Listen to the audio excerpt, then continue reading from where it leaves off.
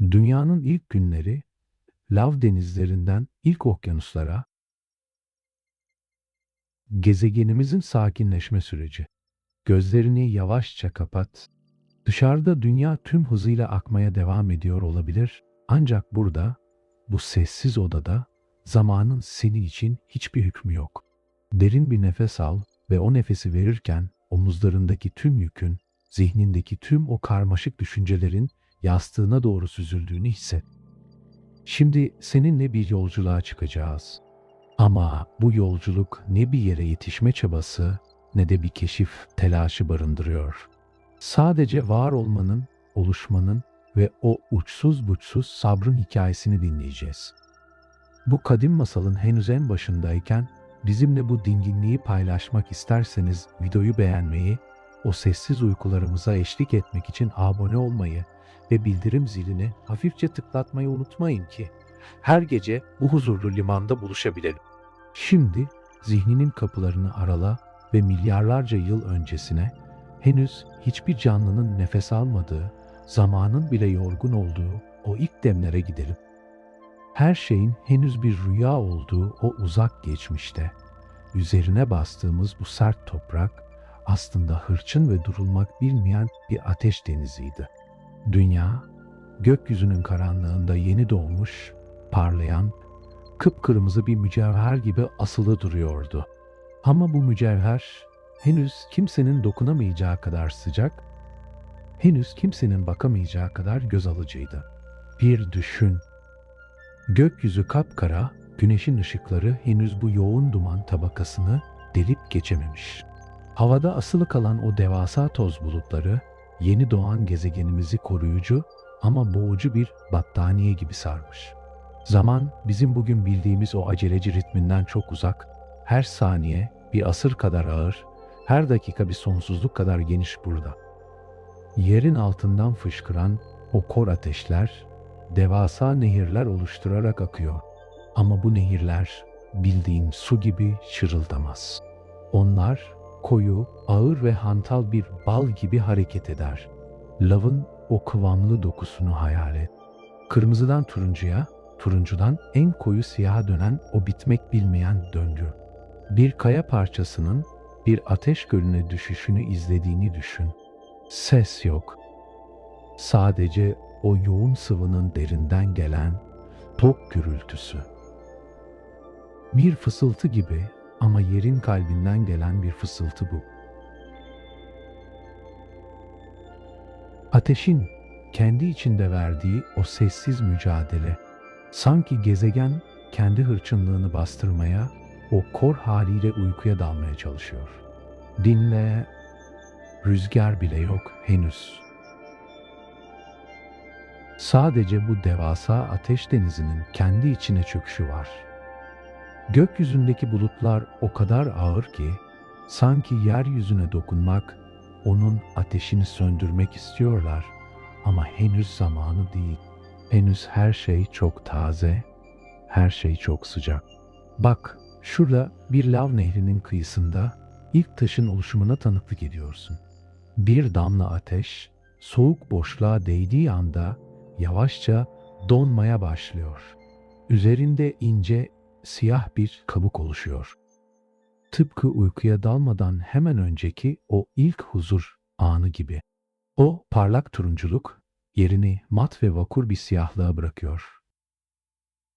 Zamanın yavaşlaması tam da budur işte. Bir maddenin halden hale geçişindeki o muazzam, o devasa sabır. Sevgili dinleyicim, sen de şu an o lav nehrinin kıyısında, güvenli bir mesafede oturduğunu hayal et. Ayaklarının altındaki zemin, henüz tam soğumamış bir sıcaklığın nabzını tutuyor. Ama korkma, bu sıcaklık seni sadece ısıtıyor, gevşetiyor. Dünyanın bu ilk uykusuna dalışını izlerken, senin de göz kapakların ağırlaşıyor.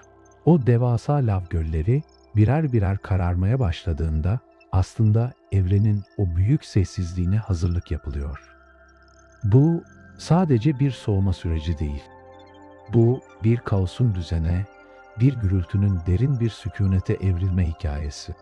Düşün ki Bir taşın soğuması milyonlarca yıl sürüyor. Bizim bir göz kırpışımızda geçen o kısacık zaman, burada bir dağın oluşumu için gereken o ilk saniyeden bile kısa. Felsefi bir ağırlığı var bu sessizliğin. Var olmak için önce durulmak, parlamak için önce karanlığa gömülmek gerektiğini anlatıyor. Sanki bu genç dünya bize. Acele etmeye gerek yok. Hiçbir yere yetişmek zorunda değilsin. Çünkü bu gezegen bile o muazzam ateşiyle sükûnete kavuşmak için asırlarca bekledi. Sen de bekle, nefesinin o yavaş ritmine odaklan. Her nefes alışında o lav denizlerinin biraz daha karardığını, her nefes verişinde o kor ateşin biraz daha sönerek yerini huzurlu bir taşlığa bıraktığını imgele.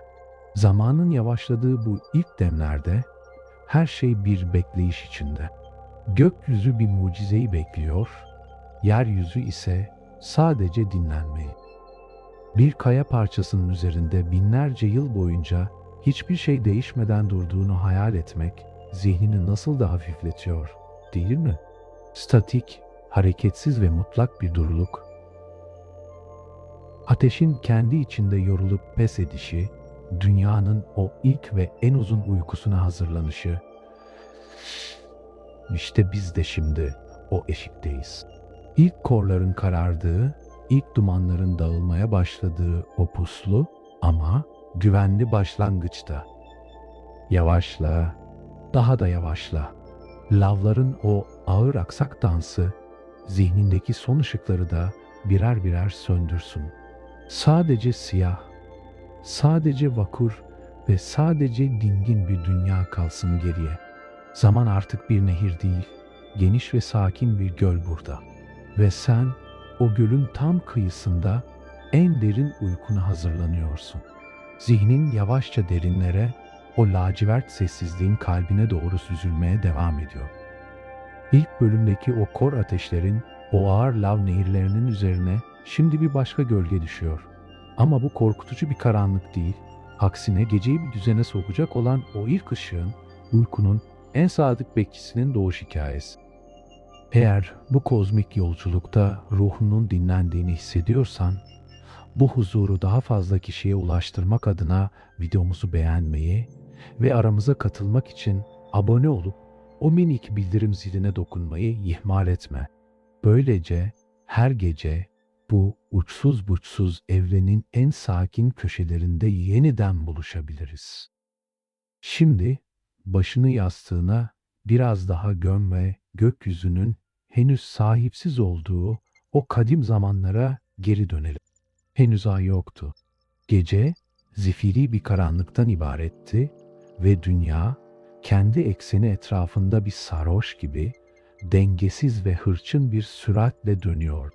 Günler o kadar kısaydı ki güneş doğduğu gibi batıyor, fırtınalar yeryüzünü bir saniye bile huzur içinde bırakmıyormuşçasına esiyordu.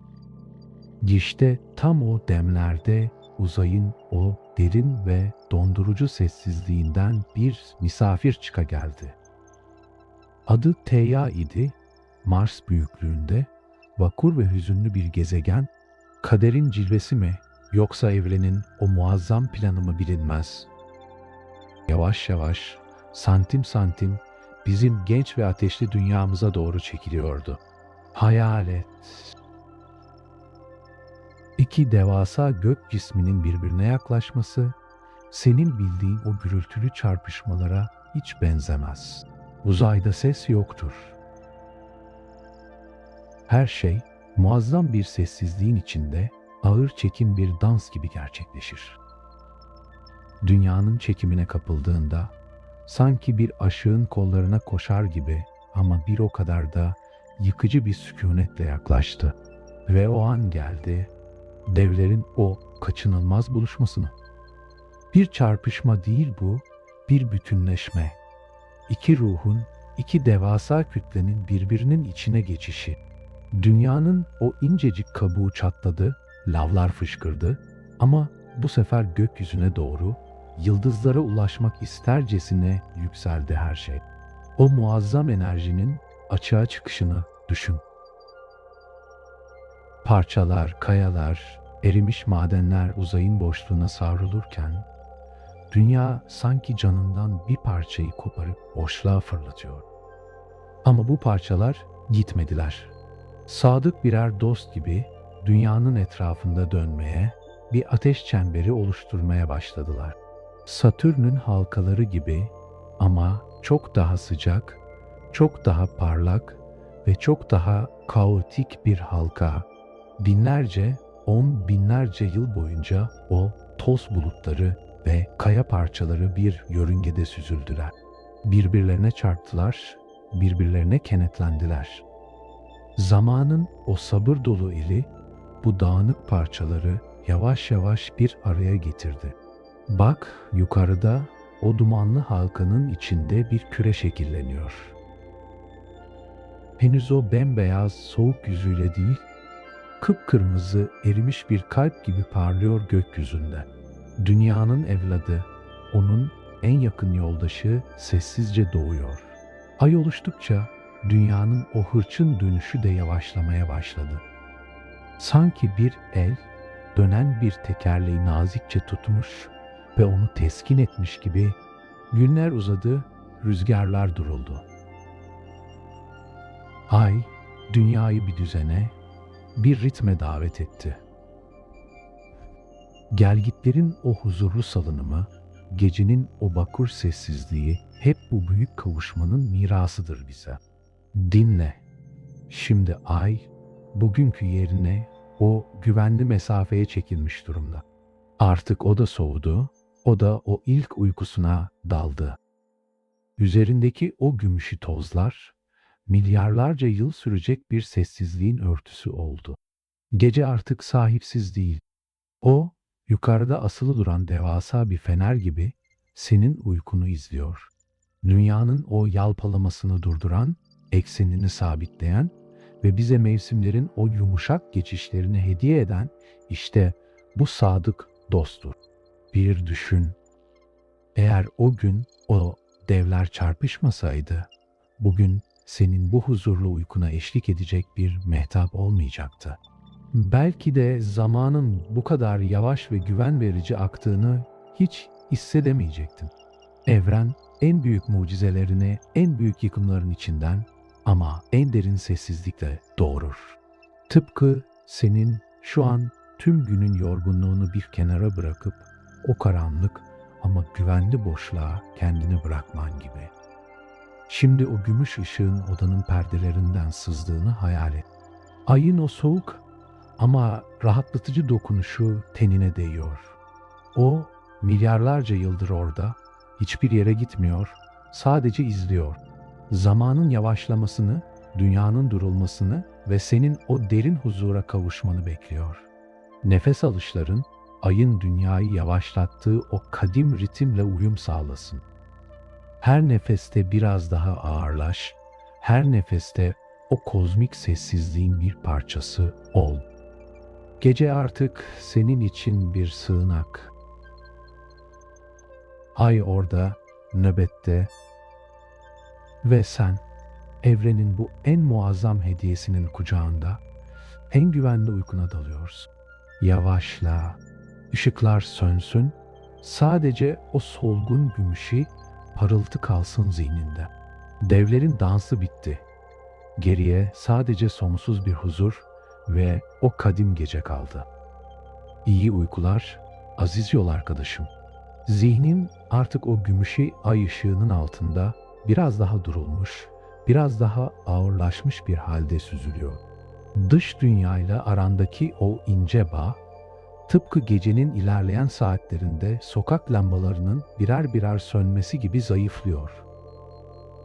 Eğer bu sessizliğin, bu zamansız yolculuğun içinde kendine huzurlu bir köşe bulduysan, bu dinginliği beraberce büyütmek adına videomuzu beğenmeyi, bu masalsı uykulara her gece konuk olmak için abone olmayı ve bildirim zilini o hafif, neredeyse duyulmaz bir tıkla açmayı unutma ki bu kadim hikayenin. Şimdi başını yastığının o en yumuşak, en serin yerine bırak ve dünyanın o hırçın ateşini bir zırh gibi kuşandığı, taşın ateşe galip geldiği o uzun, çok uzun asırlara gidelim. Artık ay gökyüzündeki yerini almış, o muazzam çekimiyle dünyayı bir anne gibi sakinleştirmeye başlamıştı. Ancak yeryüzü hala bir kaosun pençesindeydi. Alt tarafta, derinlerde o bitmek bilmeyen, o her şeyi yutan mağma denizi kaynamaya devam ediyordu. Fakat yukarıda uzayın o mutlak ve dondurucu soğuğuyla temas eden yüzeyde mucizevi bir direniş başlamıştı. Bir düşün, ateşin buz gibi bir boşlukla yaptığı o ilk vuslatı hayal et. Bu bir çatışma değil, bir kabullenişti. Dünyanın o kızgın nefesi, soğukla karşılaştığı her noktada yavaşça katılaşıyor, ağırlaşıyor ve nihayetinde o en kadim taşlara dönüşüyordu. Bak, tam karşında devasa bir lav gölü var. Ama bu sefer rengi o kadar parlak değildi.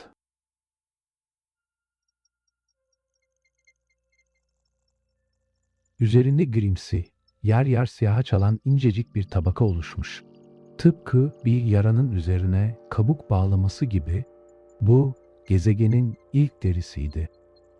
Bu kabuk dediğimiz o mucizenin ateşin üzerine çekilen o ilk perdeydi. Sen o perdenin üzerinde durduğunu imgele. Altında hala kıpır kıpır, hala canlı bir ateş var ama o incecik taş tabakası seni koruyor. Taşın o sert, o güven veren dokusunu çıplak ayaklarının altında hisset. Henüz tam soğumamış tatlı bir sıcaklığı var. Seni uykunun o en derin evresine davet eden, gevşeten bir sıcaklık bu. Zaman burada bir nehir gibi akmaz.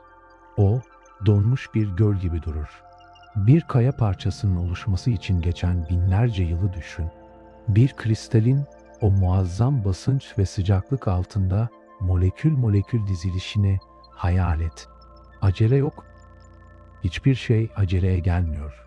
Kuvarsın o şeffaf saflığı, bazaltın o ağır ve vakur siyahlığı, granitin o benekli, o hikaye dolu yüzeyi, hepsi o ilk soğumanın, o ilk direnişin çocukları. Doğa, o en büyük sanatçı, fırçasını ateşe batırıp taşın üzerine ilk çizgilerini çekiyor. Sessizlik, öylesine derin bir sessizlik ki bu, sanki evren nefesini tutmuş, bu devasa dönüşümü izliyor. Arada bir, o yeni oluşan kabuk, altındaki ateşin baskısına dayanamayıp ince bir çatırtıyla yarılıyor. Bir camın kırılması gibi değil de, bir devin uykusunda gerinmesi gibi tok ve derinden gelen bir ses.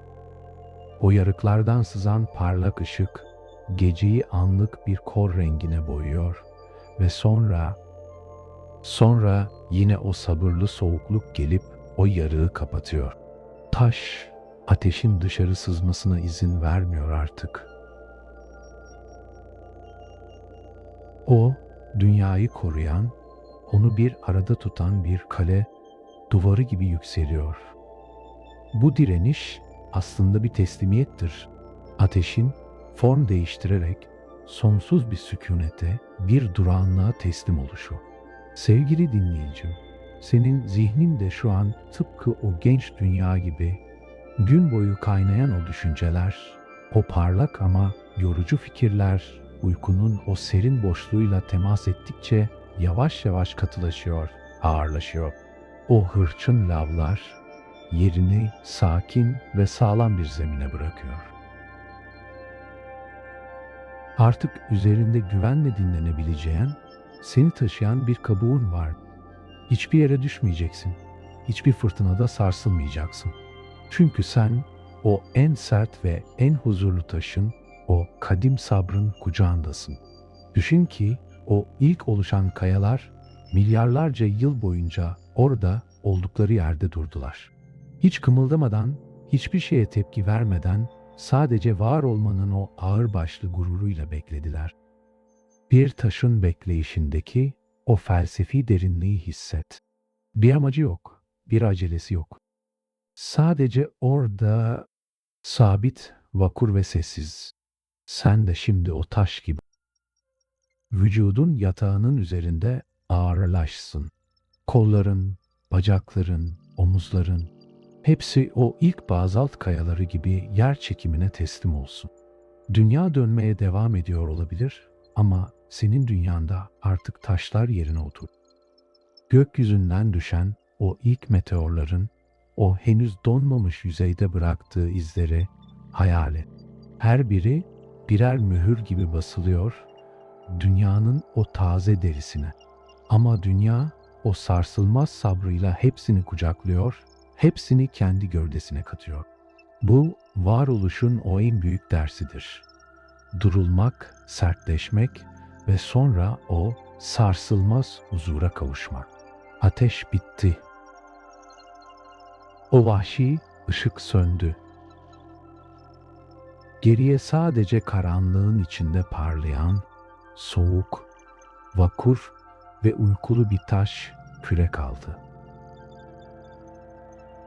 Nefes alışların, o devasa kayaların derinlerinden gelen o ritmik nabızla uyum sağlasın. Her nefeste daha da katılaşan bir huzur, her nefeste daha da derinleşen bir sessizlik. Sen artık o kor ateşin üzerinde yükselen o güvenli kabuğun tam merkezindesin. Ve o kabuk seni uykunun o uçsuz buçsuz, o zamansız denizine doğru bir beşik gibi sallayarak götürüyor. Yavaşla taşın o ebedi uykusuna ortak ol. Ateş dindi, dünya duruldu ve sen o ilk toprağın üzerinde en derin, en dingin rüyana dalıyorsun. Gece taşın üzerine serilmiş siyah bir kadife gibi ve sen bu kadifenin en yumuşak katındasın. Göz kapakların az önce üzerinden geçtiğimiz o sert ve vakur taşların ağırlığıyla biraz daha aşağı süzülüyor, farkındayım. Zihnindeki o son ışık sızıntıları da yavaşça yerini evrenin o sonsuz ve kadife siyahlığına bırakıyor. Şimdi seninle o yeni yetme yer kabuğunun üzerinde sırt üstü uzandığımızı, yüzümüzü o henüz tek bir yıldızın bile tam seçilemediği koyu gökyüzüne döndüğümüzü hayal ederim. Bu kozmik sükunetin içinde zamanın tozlu sayfalarında birlikte yol alırken eğer bu dingin hikayeler ruhuna bir nebze olsun huzur veriyorsa videomuzu beğenmeyi, uykularımızın bu masalsı nöbetinde bize eşlik etmek için abone olmayı ve bildirim ziline o çok uzaklardan gelen bir yankı. Böylece her gece bu devasa evrenin en kuytu, en sessiz köşelerinde seninle yeniden buluşabiliriz. Şimdi nefesini okyanusların henüz var olmadığı o derin sessizliğe uydur ve göklerden gelen o davetsiz ama lütufkar misafirleri beklemeye koyulalım. Henüz yeryüzünde tek bir damla nem yoktu. Dünya o muazzam ateşini dindirmiş, taşın o kaba ve kuru sessizliğine bürünmüş, gökyüzüne bakıyordu. Gökyüzü ise, o zamanki gökyüzü bugünkünden ne kadar da farklıydı. Atmosfer o kadar yoğundu ki, güneşin varlığı sadece donuk, turuncu bir parıltıdan ibaretti. Ama uzaklarda, güneş sisteminin o dondurucu, o unutulmuş sınırlarında bir hareketlilik başlamıştı. Kristalden gemiler gibi süzülen, buzdan ve tozdan yoğrulmuş devasa yolcular, dünyanın o görünmez çekimine kapılmış, yavaş yavaş bize doğru süzülüyorlardı. Onlar, evrenin susuzluğunu dindirecek olan o ilk tohumları, yani suyu taşıyan kozmik habercilerdi. Bir asteroidin o sonsuz boşlukta nasıl da ağır ve vakur ilerlediğini hayal et. Acele etmez. Milyonlarca yıl boyunca hiçbir yere çarpmadan sadece o mutlak sessizliğin ritmiyle yol alır. Üzerindeki buz tabakaları yıldızların o cılız ışığını yansıtarak gümüşü bir pelerin gibi parlar ve nihayet dünyanın o çekim alanına girdiğinde bu buzdan devler atmosferin o yoğun tabakalarına çarpmaya başlar. Ama bu çarpışma senin zihnindeki o yıkıcı patlamalardan çok farklı. Burada zaman o kadar yavaş akar ki bir meteorun atmosfere girişi, bir tüyün gökyüzünden yere süzülüşü kadar uzun sürer sanki. Sürtünmenin etkisiyle o buzdan yüzeyler erimeye, buharlaşmaya başlar. Gökyüzünde devasa, beyaz sarmallar oluşur. Bir düşün, kuru ve çatlamış bir toprağın üzerine göklerden gelen o ilk nemin, o ilk buharın dokunuşu. Yer kabuğu hala sıcak, hala o eski ateşinin anılarını taşıyor ve bu kozmik buz parçaları yeryüzüne ulaştığında taşla suyun o ilk muazzam buluşması gerçekleşiyor. Bir tıs sesi, derinden gelen ama bir o kadar da rahatlatıcı bir fısıltı. Sıcak kayaların üzerine düşen o buz gibi kristaller anında devasa buhar sütunlarına dönüşerek gökyüzüne doğru yükseliyor. Sanki dünya o uzun ve yakıcı susuzluğun ardından ilk kez derin bir nefes alıyor. Bu buhar bulutları gökyüzünü bir yorgan gibi sarıyor, her yeri kaplıyor. Artık sadece siyah bir karanlık değil, içinde nemin ve serinliğin müjdesini taşıyan gri, yumuşak bir pus var her yerde. Sen o pusun tam ortasındasın. Cildindeki o hafif nemi, o serinlemeye başlayan havayı hisset. Ateşin o sertliği, suyun o yumuşak dokunuşuyla kırılıyor artık. Taş suyla terbiye ediliyor. Dünya üzerine çekilen bu nemli perdeyle biraz daha uykuya yaklaşıyor. Felsefi bir ağırlığı var bu düşüşün. En sert kayaların bile göklerden gelen o en nazik, o en kırılgan buz kristallerine boyun eğmesi. Gücün her zaman hırçınlıkta değil, bazen o bitmek bilmeyen sabırda ve yumuşaklıkta olduğunu anlatıyor. Sanki bize bu genç gezegen. Acele etmeye gerek yok sevgili dinleyicim. Bak, o devasa asteroidler bile milyarlarca yıl yol kat ettiler. Sadece bu ana ulaşmak için. Senin de zihnindeki o düşünce bulutları tıpkı bu kozmik buhar gibi yavaşça yükselsin ve dağılsın. Hiçbir şey tutmana gerek yok. Bırak o buzdan hatıralar zihninin sıcak kıyılarında erisin ve seni o serin, o huzurlu boşluğa bıraksın. Yeryüzü artık bir şantiye alanı gibi değil, sessiz bir tapınak gibi bekliyor.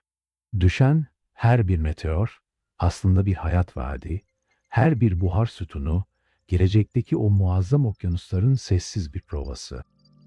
Zamanın bu kadar ağır aktığı, her saniyenin bir dua gibi yaşandığı bu anlarda senin de kalbinin atışları yavaşlıyor. O ağır süzülüşün ritmine bırak kendini. Uzaydan gelen o soğuk ve temiz nefesi ciğerlerinde hisset. Dünya artık o hırçın çocukluğunu geride bırakıyor, suyun o bilge dokunuşuyla olgunlaşıyor. Şimdi gökyüzüne bak. O tozlu ve dumanlı bulutların arasından çok uzaklarda bir yerlerde yeni bir misafirin, yeni bir kristalin yaklaştığını hayal et. Onlar geldikçe dünya daha da serinliyor, daha da ağırlaşıyor. Sen de onlarla birlikte ağırlaş. Yastığın o kozmik buzların üzerine düştüğü o yumuşak toz tabakası gibi olsun. Vücudun o devasa kayaların suyla buluştuğu andaki o huzurlu teslimiyete bürünsün. Artık ateş bitti, kuraklık dindi. Şimdi sadece göklerden süzülen o ağır, o ıslak ve o sonsuz sükunet var. Nefes al. Ve o nefesi verirken gökyüzündeki o devasa bulutların bir parçası olduğunu imgele. Dünyanın o ilk nemli sabahına uyanmak üzere ama o sabaha daha milyonlarca yıl var. Senin uykun da işte o kadar uzun, o kadar derin ve o kadar emniyetli. Kozmik misafirler görevlerini tamamladı. Tohumlar ekildi ve suyun o kadim uykusu başladı. Yavaşla, daha da yavaşla. Göklerden süzülen o gümüşi tozların zihnini örtmesine izin ver. Bu gece suyun o ilk tohumlarıyla birlikte sen de o huzurlu karanlığa, o uçsuz buçsuz uyku denizine doğru. İyi uykular, bu sessiz yolculuğun sadık yolcusu. Gelecek bölümde bu buharların nasıl devasa birer gözyaşına dönüşüp yeryüzünü kucaklayacağını anlatana dek suyun o serin rüyalarında kal. Beğenmeyi ve abone olmayı unutma, çünkü bu hikaye daha yeni başlıyor. Zihnin o kozmik buzların serinliğiyle ve taşın o sarsılmaz vakarıyla iyice ağırlaştı. Dış dünyayla arandaki o son bağlar birer birer çözülüyor. Tıpkı bir geminin limandan ayrılırken halatlarını ağır ağır bırakması gibi bu dingin yolculukta evrenin bu en kuytu ve en huzurlu köşesinde bizimle olduğun için teşekkürler. Eğer bu masalsı anlatı uykuna yumuşak bir kapı aralıyorsa videomuzu beğenmeyi, bu sessiz nöbetimize her gece ortak olmak için abone olmayı ve o minik bildirim zilini sanki uzak bir rüyada çalan bir çan sesi gibi hafifçe tıklatmayı unutma. Böylece her gece zamanın ve mekanın ötesindeki bu masalsı duraklarda seninle yeniden buluşabiliriz. Şimdi omuzlarını biraz daha serbest bırak, boynundaki o son gerginliğin yastığına doğru eriyip gittiğini hisset ve dünyanın o ilk, o en boğucu ama bir o kadar da koruyucu nefesine, o kadife karanlığın içine süzüle. Göklerden süzülen o devasa buz kütleleri yer kabuğuyla buluşup buharlaştığında, yeryüzü artık o eski, çıplak ve keskin halinden uzaklaşmaya başlamıştı. Ancak bu henüz senin bildiğin o masmavi, o berrak gökyüzü değildi. Dünya üzerine devasa, kurşuni ve turuncu tonlarında yoğun bir tül perde çekmişti. Atmosfer doğuyordu. Ama bu nefes henüz ciğerleri ferahlatan o taze esinti değil, aksine ağır, kıvamlı ve her şeyi sarmalayan devasa bir sis bulutuydu. Bir düşün, gökyüzü o kadar yoğun ki güneşin o parlak diski bile bu sisin arkasında solgun, neredeyse görünmez bir gölgeye dönüşmüş. Işık bu yoğun gaz tabakasının içinde yolunu kaybediyor. Her yer loş ve puslu bir turunculuğa bürünüyor. Hava senin bugün bildiğin o hafifliğinden çok uzak. O bir çorba kadar yoğun, bir battaniye kadar ağır. Amonyak, metan ve karbondioksit. Yerin derinliklerinden fışkıran bu kadim gazlar, dünyanın o yeni oluşan derisinin üzerinde birikiyor. Ses yok. Rüzgar bile bu yoğunluğun içinde hareket etmekte zorlanıyor. Sadece o ağır havanın taşların üzerinde bıraktığı o neredeyse hissedilmeyen, ıslak ve yoğun baskı var. Bu baskıyı sanki üzerine yavaşça serilen en yumuşak ama en ağır yorganın sıcaklığı gibi hayal et. Seni sarmalayan, seni dünyadan izole eden ve sadece kendi iç dünyana döndüren o muazzam, o kadife baskı. Zaman bu boğucu sisin içinde adeta asılı kalmış durumda. Bir saniye, bir asır, bir asır, bir saniye kadar anlamsız burada. Hiçbir şey kımıldamıyor, hiçbir şey değişmiyor. Sadece o devasa sis bulutlarının yeryüzünün o siyah kayalıkları üzerinde yavaşça santim santim süzülüşü var go. Bak şurada bir vadinin içinde sıkışmış kalan o yoğun duman tabakasına sanki dünya kendi geçmişini unutmak istercesine bu sisin altına gizleniyor. Felsefi bir ağırlığı var bu kapalılığın dondu. Görünür olanın ötesine geçmek için önce her şeyin bir sis perdesinin arkasında kaybolması gerektiğini anlatıyor bize bu genç gezegen. Gözlerini kapatmanın, dünyayı bir süreliğine yok saymanın ve o karanlık ama güvenli içsel sığınağına çekilmenin hikayesi bu. Sevgili dinleyicim, senin zihnin de şu an tıpkı o ilk atmosfer gibi yoğun ve puslu. Günün o keskin hatları, o parlak renkleri ve o yorucu detayları uykunun bu kadife sisi altında yavaşça siliniyor. Artık ne bir plan, ne bir endişe, ne de bir ses. Sadece bu yoğun sükunetin içinde asılı kalmış, huzurlu bir varoluş. Nefesinin o yavaş ritmini dinle. Her nefes alışında o yoğun ve sıcak atmosferin seni biraz daha sarmaladığını, her nefes verişinde ise zihnindeki o son düşünce kırıntılarının bu sisin içinde dağılıp gittiğini imgele. Sen artık bu devasa, bu masalsı pusun bir parçasısın. Düşün ki bu sis milyonlarca yıl boyunca dağılmadı. Dünya o muazzam dönüşümünü bu kapalı kapılar ardında, bu loş ışığın altında gerçekleştirdi. Sabır. İşte bu atmosferin bize fısıldadığı en büyük erdem budur. Hiçbir yere yetişmeye çalışmayan, sadece var olan ve oluşmayı bekleyen o bitmek bilmeyen sabır. Sen de şimdi o sabra ortak ol Yedi.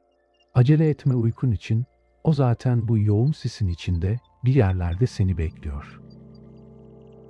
Sadece bu kadife karanlığın seni taşımasına izin ver.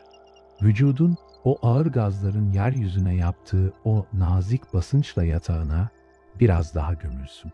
Kolların, bacakların, hatta parmak uçların bile bu yoğunluğun içinde hafiflesin.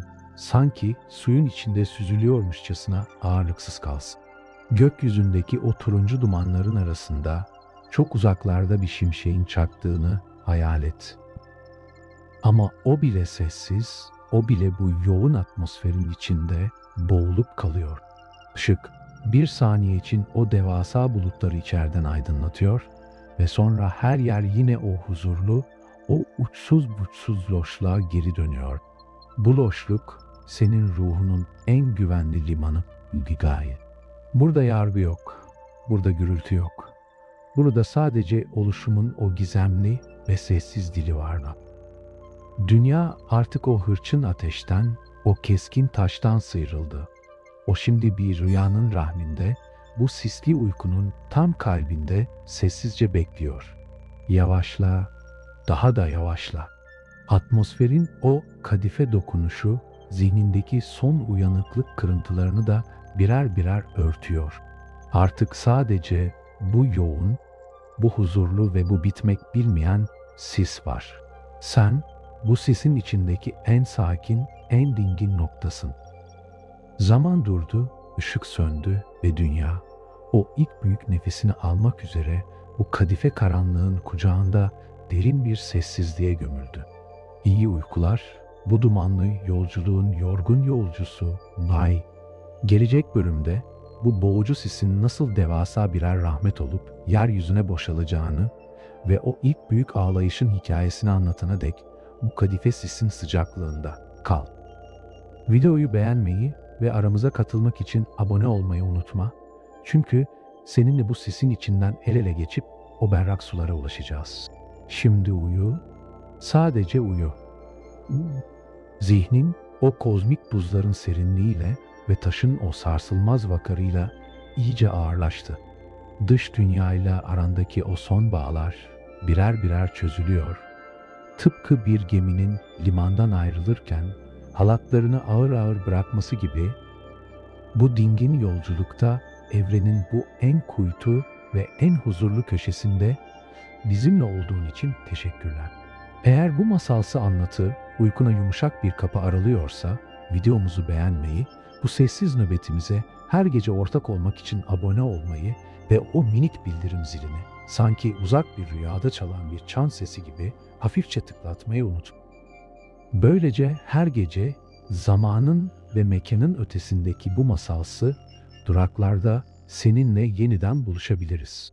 Şimdi omuzlarını biraz daha serbest bırak, boynundaki o son gerginliğin yastığına doğru eriyip gittiğini hisset ve dünyanın o ilk, o en boğucu ama bir o kadar da koruyucu nefesine o kadife karanlığın içine süzülelim.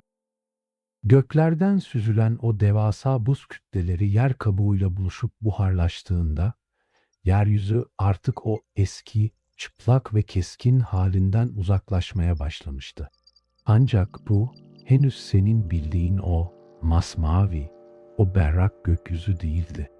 Dünya üzerine devasa, kurşuni ve turuncu tonlarında yoğun bir tül perde çekmişti. Atmosfer doğuyordu. Ama bu nefes henüz ciğerleri ferahlatan o taze esinti değil.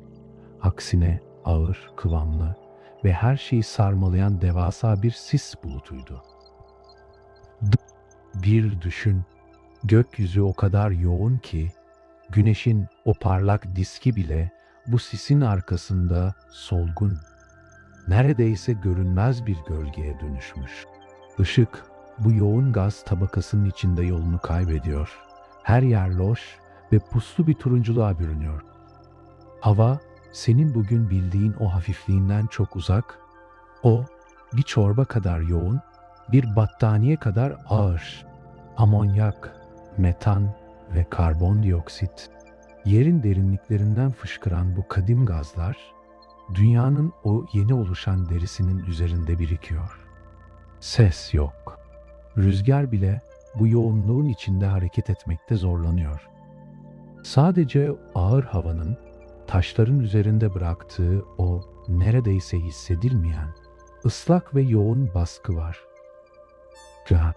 Bu baskıyı sanki üzerine yavaşça serilen en yumuşak ama en ağır yorganın sıcaklığı gibi hayal et. Seni sarmalayan, seni dünyadan izole eden ve sadece kendi iç dünyana döndüren o muazzam, o kadife baskı.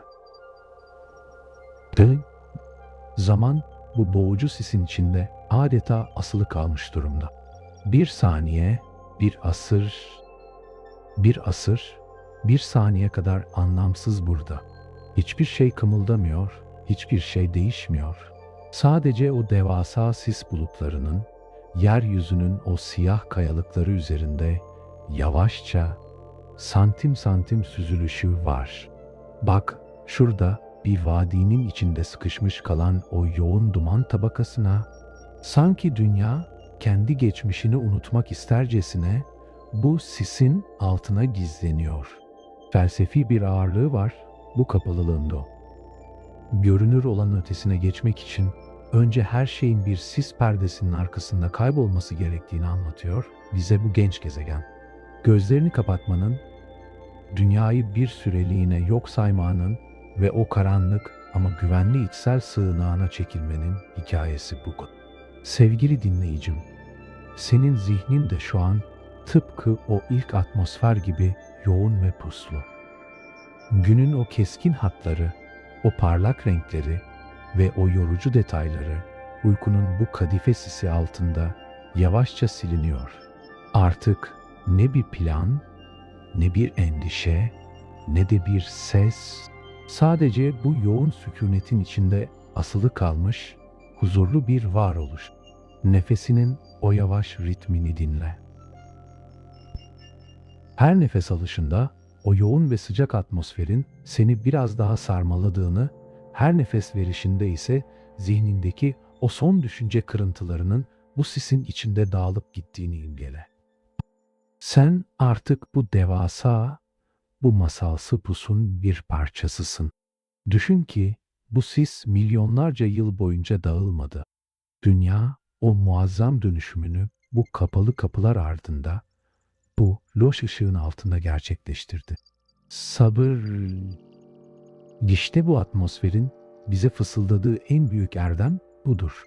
Hiçbir yere yetişmeye çalışmayan, sadece var olan ve oluşmayı bekleyen o bitmek bilmeyen sabır. Sen de şimdi o sabra ortak ol Hindo. Acele etme uykun için o zaten bu yoğun sisin içinde bir yerlerde seni bekliyor. Sadece bu kadife karanlığın seni taşımasına izin ver. Vücudun o ağır gazların yeryüzüne yaptığı o nazik basınçla yatağına biraz daha gömülsün. Kolların, bacakların, Hatta parmak uçların bile bu yoğunluğun içinde hafiflesin.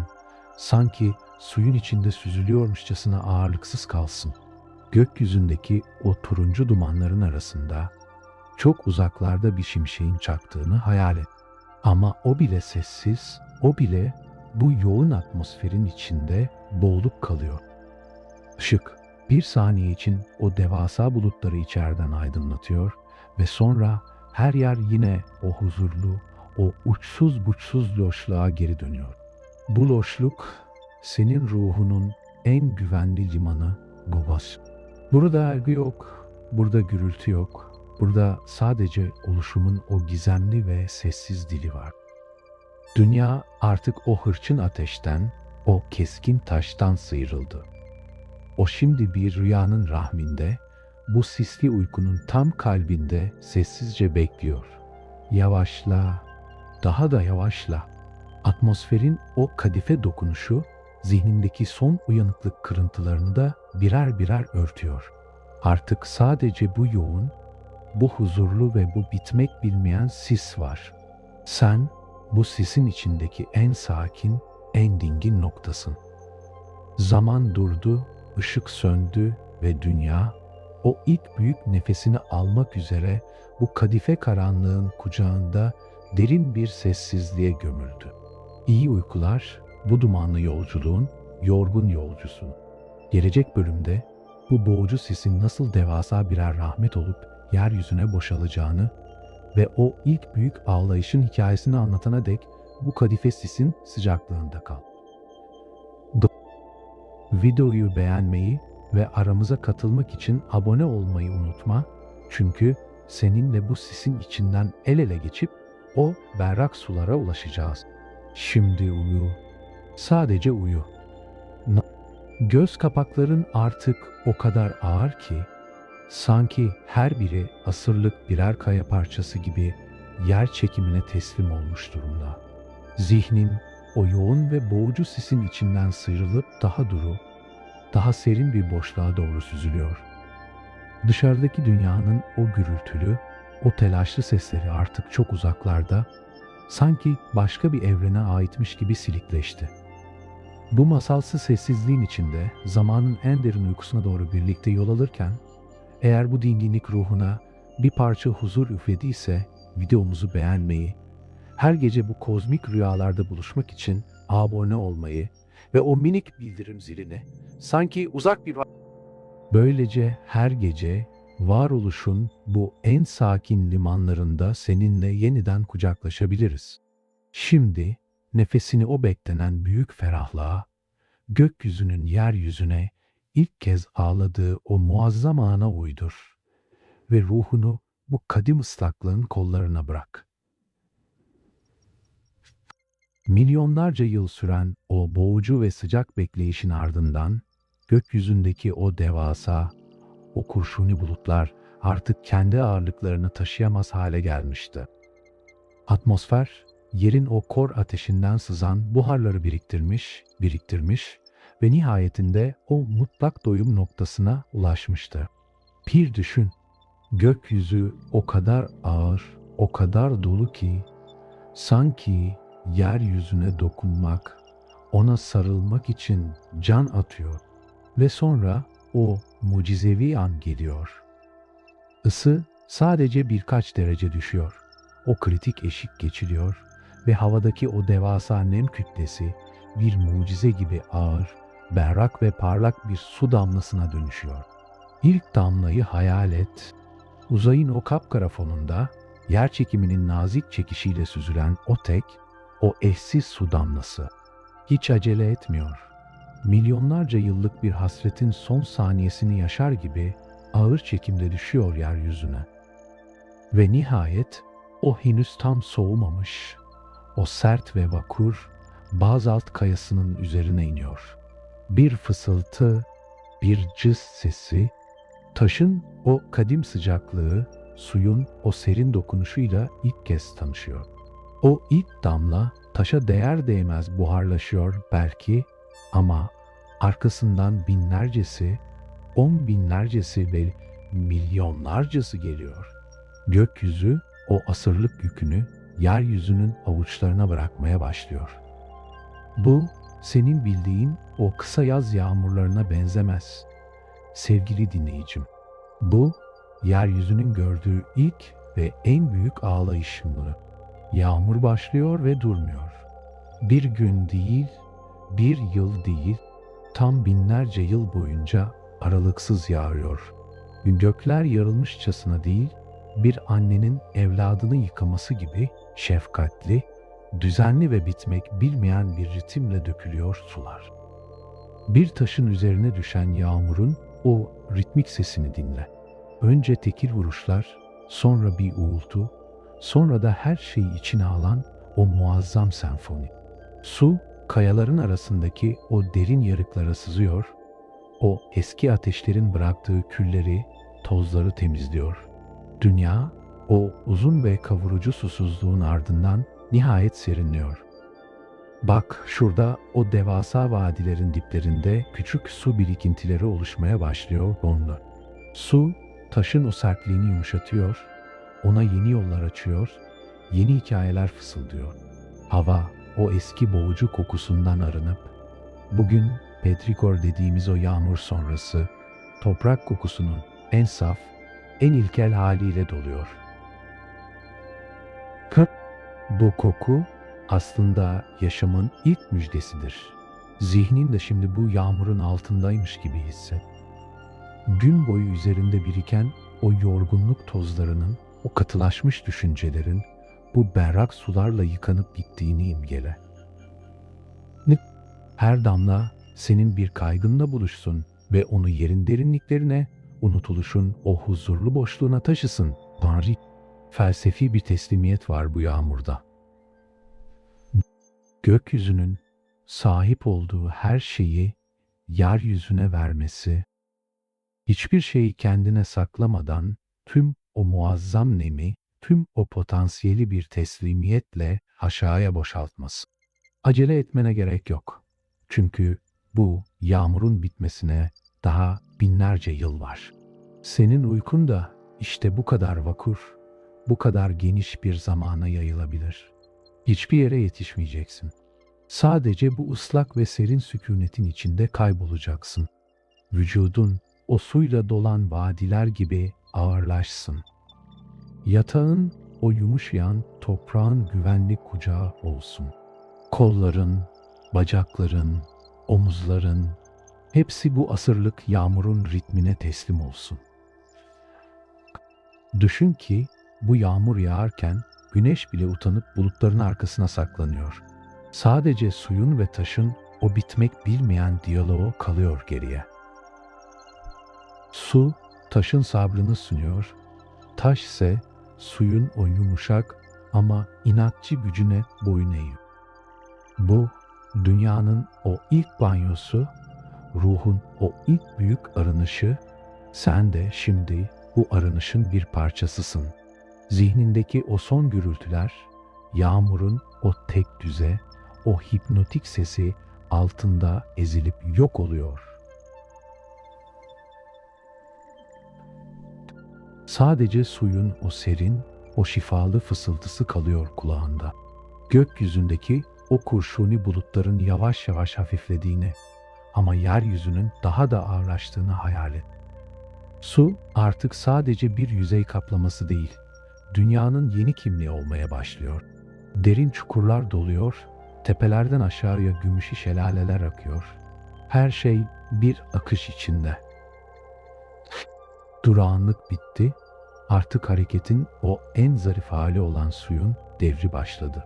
Ve sen bu akışın tam merkezinde, o en dingin, o en emniyetli noktadasın. Yavaşla, yağmurun o sonsuz ritmi senin kalp atışlarınla senkronize olsun. Her damla düşüşünde biraz daha derin bir uykuya, her şırıltıda biraz daha huzurlu bir rüyaya süzül. Dünya artık o hırçın ateşten, o kuru taştan tamamen kurtuldu. O şimdi sırılsıklam, serin ve uykulu bir cennet adayı. Sen de onunla birlikte bu ıslak karanlığın içinde en derin uykuna dalıyorsun. İyi uykular, Bu asırlık yağmurun altındaki sessiz yolcu. Gelecek bölümde bu suların nasıl uçsuz buçsuz okyanuslara dönüşüp dünyayı o mavi huzura boyayacağını anlatana dek suyun o arındırıcı rüyalarında kal. Videoyu beğenmeyi ve bu büyük aileye katılmak için abone olmayı unutma. Çünkü biz o ilk yağmur damlasından beri seninle bu yoldayız. Şimdi sadece dinle ve uyu. Zihnin o binlerce yıl süren kadim yağmurun ritmik tınısıyla iyice ağırlaştı. Artık dış dünyanın o keskin gürültüleri, uzak bir kıyıda patlayan dalgaların hafif uğultusu kadar silik ve belirsiz. Ruhunun bu berrak serinlikte dinlendiğini, zihnindeki tozların bu asırlık yağmurlarla yıkandığını hissediyorsan, bu huzurlu yolculuğu daha fazla cana ulaştırmak için videomuzu beğenmeyi, her gece bu mavi derinliklerde buluşmak için abone olmayı ve bildirim zilini, böylece her gece zamanın sustuğu o uçsuz buçsuz okyanuslarda seninle yeniden kavuşabiliriz. Şimdi omuzlarını suyun kaldırma kuvvetine bırakır gibi gevşet ve dünyanın o ilk, o en bakir maviliğine, okyanusların sessiz kucağına doğru süzülmeye hazır ol. O bitmek bilmeyen yağmurlar nihayet dindiğinde, yeryüzü artık o eski, parçalanmış ve kuru çehresinden tamamen kurtulmuştu. Alçak vadiler, devasa kraterler ve o derin uçurumlar, gökyüzünden süzülen o milyarlarca ton suyla birer birer dolmuştu. Bir düşün, dünya artık bir ateş topu ya da kuru bir taş yığını değil. O, uzayın o sonsuz karanlığında parlayan, devasa ve pürüzsüz bir safir gibi asılı duruyor. İlk okyanuslar doğduk anda. Ama bu okyanuslar senin bildiğin o hırçın, o köpüklü denizlerden çok farklı. Onlar henüz hiçbir rüzgarın dokunmadığı, hiçbir yelkenlinin yarmadığı, mutlak bir aynayı andıran devasa sessizlik havuzlarıydı. Su o kadar derin ve o kadar sakin ki dibindeki o karanlık bazalt kayaların ağırlığını üzerinde hissedebiliyorsun. Sen şimdi bu sonsuz maviliğin kıyısında o ıslak ve serin taşların üzerinde oturduğunu hayal et dayıca. Ayaklarını o ilk denizin ılık suyuna bırak. Su cildine değer değmez tüm o günün yorgunluğunu, o zihnindeki katılaşmış düşünceleri emip alıyor. Bu su dünyanın tüm o eski hırslarını, o kor ateşlerini dindiren bir şifa kaynağı, bir sükûnet denizi, uçsuz buçsuz, ufuk çizgisinin gökyüzüyle nerede birleştiğinin seçilemediği bir sonsuzluk ulus. Zaman bu derin maviliğin içinde artık bir nehir gibi akmayı bıraktı.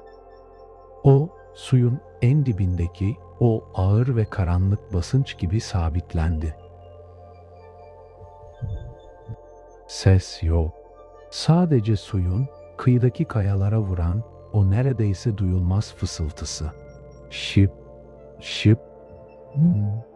Dünyanın kalp atışı bu. Yavaş, vakur ve huzurlu. Bak, suyun yüzeyinde o ilk minerallerin, o yıldız tozlarının oluşturduğu hafif parıltılar var. Işık, suyun birkaç metre altına kadar süzülüyor, orada kırılıyor ve her yeri loş, turkuaz bir rüyaya boyuyor. Sen de bu ışığın peşinden zihninin o en sakin katmanlarına doğru dalıyorsun. Acele etme. Suyun seni taşımasına izin ver. Ağırlıksızsın. Hiçbir yükün yok. Hiçbir sorumluluğun yok. Sadece bu kadim sıvının içinde eriyip gidiyorsun. Felsefi bir derinliği var bu ilk okyanuslarında. Hayatın henüz başlamadığı ama her şeyin o büyük oluş için hazır beklediği o muazzam sabır durağı. Bir tohumsun sanki bu devasa rahmin içinde. Henüz uyanmamış, henüz filizlenmemiş ama var olmanın o en saf, en huzurlu aşamasındasın. Dünya seni kucaklıyor. Bu tuzlu ve mineralli su aslında senin de hamurunun yoğrulduğu o ilk kutsal sıvı Dorn. Kendi köklerine, o en uzak geçmişine geri dönüyorsun. Zihnindeki o karmaşık düğümler bu suyun içinde yavaşça çözülüyor, iplik iplik dağılıyor ve yok oluyor. Sevgili dinleyicim, vücudun şimdi okyanus tabanındaki o en eski kumlar kadar ağırlaşsın. Kolların, bacakların, parmak uçların hepsi suyun o tatlı direnciyle gevşesin. Dol. Nefes alışların okyanusun o ağır, o görkemli gelgitleriyle uyum sağlasın. Her nefes alışında o berrak serinliği içine çek. Her nefes verişinde ruhunun biraz daha derine, o hiçbir ışığın ulaşamadığı o mutlak huzur noktasına indiğini hisset. Orada korku yok, orada gürültü yok. Sadece suyun o kadim, o güven veren kucağı var. Düşün ki bu okyanuslar milyonlarca yıl boyunca tek bir canlı barındırmadan sadece kendi içsel dengelerini kurarak beklediler.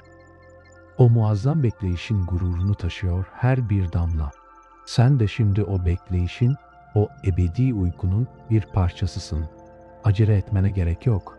Çünkü evrenin en büyük sırları bu derin sessizliğin içinde saklı. Su, tüm o hırçın kayaları, o sivri uçlu dağları zamanla nasıl törpüleyip yumuşatıyorsa, bu uyku da senin ruhundaki o keskin kenarları öylece düzeltecek. Gökyüzünde o gümüşü ayın bu devasa su kütlesi üzerindeki yansımasını hayal et Dorca. Işık dalgaların üzerinde dans etmiyor, o suyun o dingin yüzeyinde bir yol gibi uzanıyor. Dur. Sen o ışık yolunun tam ortasındasın. Hafif, duru ve tamamen huzurlusunuz. Dünya artık o hırçın çocukluğunu geride bıraktı, o şimdi mavi bir rüya görüyor. Ve sen bu rüyanın en derin, en güvenli köşesindesin. Yavaşla. Okyanusun o kadife karanlığı zihnini tamamen örtsün. Zaman artık senin için bir anlam ifade etmiyor. Sadece su var, sadece derinlik var ve sadece bu muazzam sükunet. Sen dünyanın o ilk ve en büyük uykusuna, o mavi huzura teslim oldun. İyi uykular, bu derin suların sessiz yolcusu. Gelecek bölümde bu devasa su kütlesinin altındaki o devlerin, kıtaların nasıl sabırla yer değiştireceğini anlatana dek okyanusun o dingin rüyalarında kal. Beğenmeyi ve bu büyük mavi aileye dahil olmak için abone olmayı unutma. Çünkü suyun hikayesi seninle tamamlanacak Darla. Şimdi sadece bırak kendini ve uyu. Zihnin artık o derin mavi okyanusların, o uçsuz buçsuz sükunetin ağırlığıyla tamamen sarmalanmış durumda. Dış dünya, puslu bir camın arkasından izlenen silik bir manzara gibi uzaklaştı. Ruhunun bu kadim toprakların üzerinde, zamanın o en yavaş aktığı demlerde dinlendiğini hissediyorsan, bu huzurlu yolculuğu daha fazla kalbe ulaştırmak için videomuzu beğenmeyi, her gece bu masalsı uykularda buluşmak için abone olmayı ve bildirim zilini, yer kabuğunun derinlerin, böylece her gece varoluşun o en sağlam, o en bilge duraklarında seninle yeniden buluşabiliriz. Şimdi bedenini yatağının o sarsılmaz güvenine, tıpkı kıtaların okyanus yatağına yaslanışı gibi bırak ve taşın ve ateşin o milyonlarca yıl sürecek ağır valsine eşlik et. O devasa okyanuslar yeryüzünü bir çarşaf gibi örttüğünde, alt tarafta o derin ve karanlık tabakalarda başka bir dev uyanıyor. Yer kabuğu tek bir parça değil, devasa, vakur ve sabırlı levhalardan oluşan muazzam bir yapboz gibiydi. Bir düşün, alt tarafta o eski ateşlerin, o mağmanın hala canlı olan ısısı bu devasa kara parçalarını nazikçe, santim santim hareket ettirmeye başladı. Bu bir sarsıntı değil, Bu zamanın bile fark edemeyeceği kadar yavaş, o muazzam bir kayış, bir yer değiştirme hikayesi. Kıtalar, okyanusların üzerinde devasa gemiler gibi değil, ağır ve bilge kaplumbağalar gibi süzülmeye başladılar. Bak, suyun altındaki o devasa sırtları hayal et. İki büyük levha birbirine doğru yavaşça, milyonlarca yıl sürecek bir kararlılıkla yaklaşıyor. Aceleleri yok, Udo. Onların takvimi bizimkine benzemez. Onların bir adımı 10 bin yıl sürer. İki devasa kütle birbirine değdiğinde, o muazzam basınçla yeryüzü yavaşça kıvrılmaya, gökyüzüne doğru yükselmeye başlıyor. Dağların doğuşu bu. Bir düşün, o sarsılmaz kayaların, o muazzam kütlelerin bir hamur gibi bükülüp bulutlara uzanışı. Bu bir güç gösterisi değil, bir sabır ve direnç felsefesidir. Taşın zaman karşısındaki o mutlak teslimiyeti ve şekil alışı. Ses yok. Sadece yerin derinliklerinden gelen o hissedilmeyen ama ruhun en kuytu köşesinde yankılanan derin bir uğultu. Bu uğultu seni korkutan bir gürültü değil. Aksine dünyanın seni ne kadar sağlam bir temel üzerinde taşıdığını hatırlatan, güven veren bir nin. Sen de şimdi o kıtaların üzerindesin. Vücudun o devasa kara parçaları kadar ağır ve sabit. Yatağın, senin okyanus yatağın, çarşafların ise üzerine serilen o serin sular. Hiçbir yere savrulmayacaksın. Hiçbir fırtına seni sarsamayacak Punta. Çünkü sen dünyanın o en köklü, o en sarsılmaz parçasıyla bir bütün halindesin. Felsefi bir ağırlığı var bu yolculuğun. Bir dağın oluşması için geçen o milyonlarca yıllık bekleyişi düşün.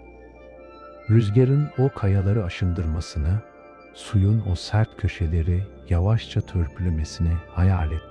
Doğa acele etmeden her şeyi olması gerektiği zamanda ve olması gerektiği biçimde şekillendiriyor. Senin de hayatındaki o sivri köşeler, o yorucu düşünceler, uykunun bu asırlık sabrı karşısında yavaşça yumuşuyor. Zihnindeki o karmaşık coğrafya, bu huzurlu sessizliğin içinde yeniden düzenleniyor. Artık ne bir yükseklik korkusu, ne de bir derinlik endişesi. Sadece o sarsılmaz, o ebedi durağanlık var da. Sevgili dinleyicim, nefes alışların o devasa levhaların hareketi kadar ağır ve ritmik olsun. Her nefes alışında yeryüzünün o kadim gücünü içine çek, her nefes verişinde omuzlarındaki o son gerginlik kırıntılarının yerin derinliklerine, o soğumuş mağma tabakalarına doğru akıp gittiğini hisset. Her kolların, bacakların, boynun, hepsi o sarsılmaz kayaların vakarıyla ağırlaşsın. Sen artık bir yolcu değilsin. Sen o yolun kendisisin. Değişmeyen, sarsılmayan ve sonsuz bir huzurla bekleyen o kadim topraksın. Düşün ki kıtalar birbirine kavuşurken devasa iç denizler oluşuyor, yeni kıyılar şekilleniyor. Dünya kendi yüzünü sürekli ama sessizce yeniden yaratıyor. Bu bir son değil. Bu bitmek bilmeyen bir dönüşümün en sakin aşaması. Sen de uykunda her gece yeniden şekilleniyorsun. Yarın sabah uyandığında tıpkı o yeni oluşan dağlar gibi taze, dingin ve sarsılmaz olacaksın. Ama şimdi sadece bu ağır valsin ritmine bırakken, zamanın durduğu, mekanın genişlediği o uçsuz buçsuz boşlukta süzül.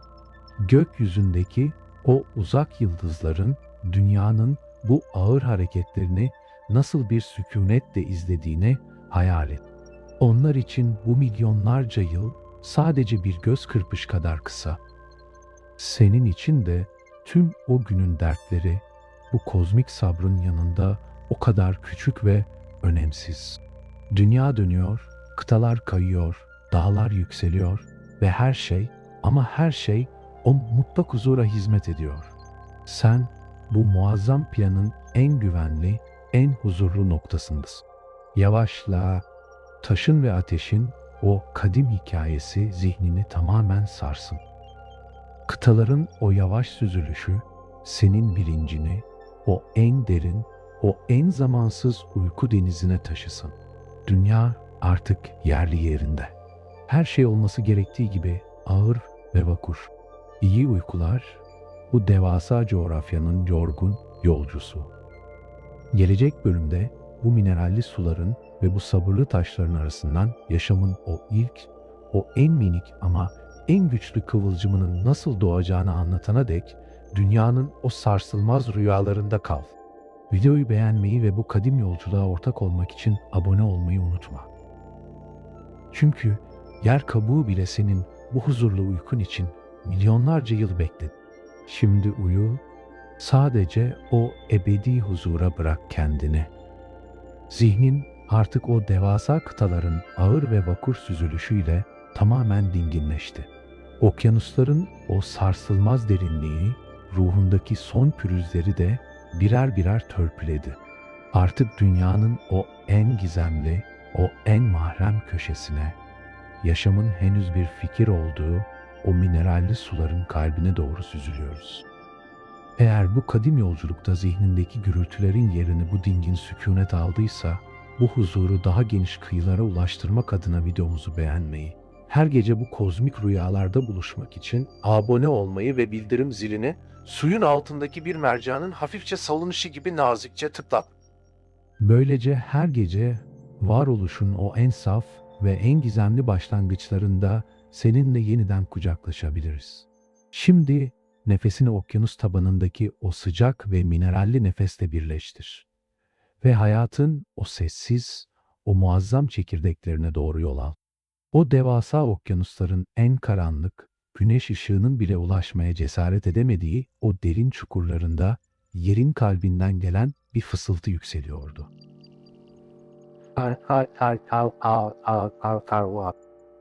Hidrotermal bacalar, onlar dünyanın damarlarından sızan o sıcak, o mineralli hayat iksirini denizin o dondurucu soğuğuyla buluşturan kutsal kapılardı. Bir düşün, kapkaranlık bir boşlukta sadece yerin derinliklerinden gelen o loş ve turuncu parıltı var. Su burada bir kimyacı gibi çalışıyor, demiri, kükürdü ve binlerce farklı minerali bir araya getirip yaşamın o en ilkel, o en mucizevi formüllerini yazıyor. Bu bir simya hikayesi. Suyun içindeki o minik moleküllerin rastlantı gibi görünen ama evrenin o muazzam zekasıyla kurgulanan dansını hayal et. Acele yok Bulge. Milyonlarca yıl boyunca bu mineraller birbirlerine çarptılar, birbirlerine kenetlendiler ve bir gün o mucizevi gün geldi. Cansız taş ve suyun arasından kendi kendini kopyalayabilen, yaşam denilen o minik ama evreni titretecek güçteki kıvılcım çaktı. Henüz bir gözü yok, henüz bir sesi yok. Sadece var olmanın o en saf arzusuyla dolu mikroskobik bir mucize. Ses yok. Sadece o sıcak suyun soğuk deniz yatağındaki o yumuşak türbülansı var. Sen şimdi o bacaların etrafında, o sıcak ve şifalı suların içinde süzüldüğünü hayal et. Su seni yakmıyor. Aksine bir anne rahmi gibi seni sarıp sarmalıyor, besliyor. O ilk minerallerin, o ilk amino asitlerin senin de genlerinde, senin de ruhunda saklı olduğunu hisset. Sen bu okyanusun bir parçasısın. Sen bu ilk kıvılcımın en uzak ama en sadık torunusun. Zihnindeki o karmaşık düğümler, bu ilkel ve saf formüllerin içinde çözülüp gidiyor. Felsefi bir derinliği var bu başlangıcın. Yaşamın en büyük karanlığın ve en büyük soğuğun içinde bir bacanın sızıntısından doğması. Umudun ve varoluşun en imkansız görünen yerlerde bile sessizce kök salabileceğini anlatıyor bize bu genç dünya. Acele etmene gerek yok sevgili dinleyicim. O ilk canlılar bile bir sonraki adımı atmak için milyonlarca yıl beklediler. Senin de uykun bu sabırlı bekleyişin bir meyvesi olsun. Vücudun okyanus tabanındaki o yumuşak ve mineralli çamur gibi ağırlaşsın. Kolların, bacakların, omuzların hepsi yer çekiminin ve suyun o muazzam basıncının altında gevşesin. Nefes alışların o hidrotermal bacalardan sızan o ritmik kabarcıklarla uyum sağlasın.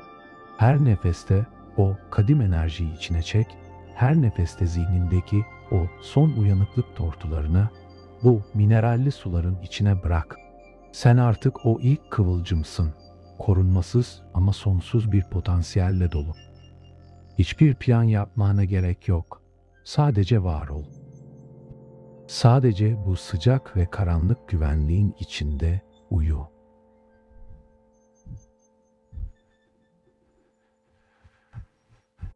Dünya dışarıda fırtınalarla boğuşuyor olabilir. Ama burada, okyanusun bu en mahrem odasında, zamanın ve mekanın hiçbir hükmü yok. Düşün ki bu minik canlılar milyarlarca yıl boyunca sadece orada durdular. Çoğaldılar, değişim geçirdiler ama o derin sessizliği hiç bozmadılar. Onların bu asırlık sükûneti senin de ruhuna süzülsün. Bir hücrenin bölünmesindeki o sessiz mucizeyi, bir molekülün bağ kurmasındaki o muazzam sadeliği imgele. Karmaşa bitti. Artık sadece yaşamın o en yalın, o en saf hali var. Sen de o saflığa dönüyorsun. Gökyüzündeki o uzak yıldızların, okyanusun bu derinliklerindeki o cılız parıltıları nasıl bir özlemle izlediğini hayal et. Hayat doğdu. Ah, evren artık sadece ölü taşlardan ve gazlardan ibaret değil. O artık hissedebilen, büyüyebilen ve rüya görebilen bir ruha sahip. Ve sen bu ruhun en taze, en uykulu halindesin. Dünya seni bekliyor ama o bekleyiş bile milyonlarca yıl sürecek. Acele etme. Yavaşla. Suyun o mineralli tadı zihnini tamamen sarsın. O ilk kıvılcımın sıcaklığı kalbindeki o son buzları da eritsin. Zaman artık bir döngü değil, sonsuz bir sükûnet denizi. Sen o denizin tam kalbinde yaşamın o en derin ve en güvenli uykusuna dalıyorsun. İyi uykular, yaşamın o ilk ve en saf yolcusu. Gelecek bölümde bu minik kıvılcımların nasıl devasa bir sessizliğe bürünüp dünyayı o büyük bekleyişe hazırlayacağını anlatana dek okyanusun o hayat dolu rüyalarında kal. Beğenmeyi ve bu yaşam zincirine halka olmak için abone olmayı unutma. Çünkü sen yoksan bu hikaye yarım kalacak da yap. Şimdi uyu. Sadece o mucizeye bırak kendini. Zihnin artık okyanusun en derin, o en mahrem ve mineralli sularında yaşamın o ilk ve en saf kıvılcımıyla tamamen bütünleşti. Dış dünyadaki zamanın o yırtıcı pençeleri bu kadim sükûnetin içinde birer birer kırıldı ve yerini sonsuz bir duruluğa bıraktı. Eğer bu 10 bölümlük yolculukta evrenin o devasa sabrını ruhunda hissettiysen ve zihnin bu sıkıcı ama büyüleyici tarihin kucağında huzur bulduysa, bu dinginliği bir mühürle taçlandırmak adına videomuzu beğenmeyi, her gece bu kozmik rüyalarda buluşmak için ayrıca kanalımızdaki diğer uykudan önce hikayelerine de göz atabilir, zihnini evrenin farklı köşelerinde dinlendirmeye devam edebilirsin. Şimdi nefesini dünyanın o büyük sessizliğine, canlanışın hemen öncesindeki o ebedi bekleyişe uydur ve ruhunu bu son durağın şefkatli kollarına bırak. Yaşamın o minik, o mikroskobik kıvılcımları okyanus tabanındaki sıcak bacaların etrafında kümelendiğinde, dünya artık sadece ölü bir kaya yığını olmaktan çıkmıştı. Ancak bu yeni misafirler acele etmediler. Onlar evrenin gördüğü en sabırlı, en vakur varlıklardı. Bir düşün, milyarlarca yıl boyunca dünya sadece bu tek hücreli canlıların sessizce çoğalmasına, denizin tuzuyla ve yerin ısısıyla yoğrulmasına tanıklık etti. Gökyüzü hala o eski yoğunluğunda, okyanuslar hala o mutlak maviliğinde. Ama artık suyun altında gizli, derinden gelen bir nabız atışı var. Güm, güm. Yaşamın o en ilkel, o en kutsal ritmi. Bu büyük bir sessizliktir. Ne bir kuş sesi, ne bir yaprak hışırtısı, ne de bir rüzgar ıslığı, sadece suyun o devasa kütlesinin altındaki o mutlak, o dokunulabilir sükunet Potton. Sen şimdi o okyanusun tam kalbinde, o sessizliğin bir parçası olarak süzüldüğünü hayal et. Işık yok ama karanlık da seni korkutmuyor. Çünkü bu karanlık bir son değil. Aksine her şeyin doğduğu o bereketli rahimdir. Vücudun, okyanusun o ağır ve şifalı suyuyla tamamen hafiflemiş, yer çekiminden azade bir halde, zihnindeki o son düşünce kırıntıları bu büyük sessizliğin içinde birer birer eriyip kayboluyor. Felsefi bir olgunluk var bu bekleyişte. Bir şeyin olması için önce uzun bir süre durması gerektiğini anlatıyor bize bu genç gezegen. Acele etmeye, çabalamaya, bir yerlere varmaya gerek yok. Sadece var olmanın, o devasa döngünün içinde bir nokta olmanın huzuru bu.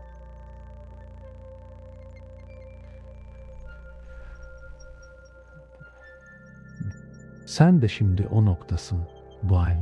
Hayatın henüz karmaşıklaşmadığı, acının, hırsın ve telaşın icat edilmediği o en saf zamandasın. Hiçbir sorumluluğun yok, hiçbir kimliğin yok. Sadece bu kadim uykunun bir parçasısın. Sevgili dinleyicim, nefes alışların okyanusun o milyarlarca yıllık sakinliğiyle birleşsin. Her nefes alışında o ebedi huzuru içine çek, her nefes verişinde bu dünyadan, bu zamandan tamamen sıyrıl. Kolların, bacakların, parmak uçların, hepsi okyanus tabanındaki o yumuşak, o kadim kumlar gibi ağırlaşsın. Sen artık uykunun o en derin, o en karanlık ve en güvenli katmanındasın. Artık hikaye bitti, kelimeler tükendi. Geriye sadece senin o kesintisiz, o masalsı uykun kaldı. Düşün ki, dünya senin bu uykun için milyarlarca yıl hazırlık yaptı. Lavlar soğudu, ay doğdu, yağmurlar yağdı ve okyanuslar doldu. Hepsi sadece senin bu gece, bu yatakta, bu sonsuz huzurla gözlerini kapatabilmen içindi. Sen, evrenin en kıymetli meyvesisin ve şimdi evren seni kendi kucağında, o ilk günkü şefkatiyle uyutuyor. Yıldızlar yukarıda sessizce nöbet tutuyor, ay senin rüyalarını gümüşü bir tülle örtüyor ve okyanuslar sana o en kadim ninnisini fısıldıyor. Yavaşla, daha da yavaşla. Bilincin okyanusun o en derin, o hiçbir dalganın ulaşamadığı o mutlak sessizlik noktasına insin. Orada sadece huzur var Vanga. Orada sadece sükunet var. Orada sadece sen varsın. Gınni, dünya artık senin için durdu. Gın, zaman artık senin için bir hayalden ibaret. Sen, o ebedi bekleyişin, o büyük sessizliğin ve o en derin uykunun tam kalbindesin. İyi uykular, aziz yol arkadaşım. Evrenin o ilk günlerinden beri süregelen bu yolculuk, senin bu dingin uykunla tamamlandı. Yarın sabah uyandığında, milyarlarca yıllık bir enerjinin tazeliğiyle uyanacaksın. Ama şimdi sadece o karanlığın ve suyun şifalı kucağına bırak kendini. Beğenmeyi, abone olmayı ve bildirim zilini açık bırakmayı unutma ki Yarın gece başka bir rüyada tekrar buluşabilirim.